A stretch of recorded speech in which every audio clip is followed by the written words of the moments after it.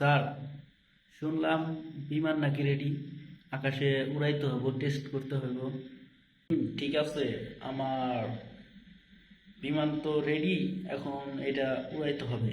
আচ্ছা তাহলে বস, এটা আমরা যদি বঙ্গোপসাগর বা দেশে তো আরো অনেক খোলামেলা জায়গা আছে, ওইখানে উড়াইলে ভালো হইতো না?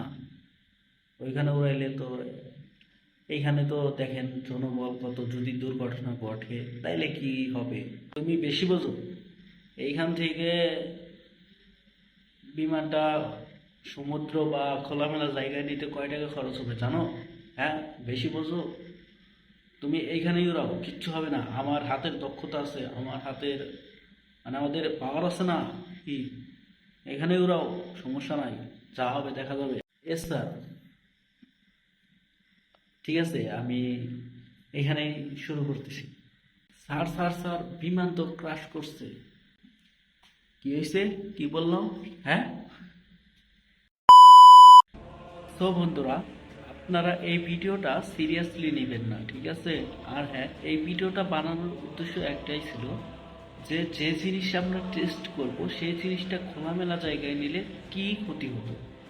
আর হ্যাঁ, এটা হলো ঢাকা শহর, এখানে জনবসতি অনেক বেশি, এইখানে দুর্ঘটনা ঘটতেই পারে, ঘটলে কি ক্ষতি হবে সেটা তো আমরা দেখতেই পাচ্ছি, কতটা ভয়ানক একটা পরিস্থিতি।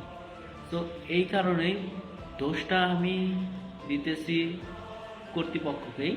কারণ কেননা তারা যদি একটু খোলামেলা জায়গা বেছে নিত এগুলা টেস্ট করার জন্য, তাহলে হয়তো এই দুর্ঘটনা হলেও এইরকম ক্ষতির সম্মুখীন হতো না, এবং কি এতটা প্রাণ ঝরে যেত না।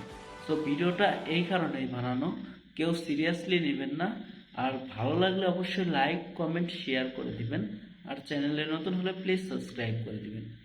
সব কিছু হয়ে গেছে বিরান মরু, কান্নার জলটুকু চোখে নেই, আজ আমার নেই কিছু নেই, আমারও ছিল সব একদিন, আজ আমার নেই কিছু নেই।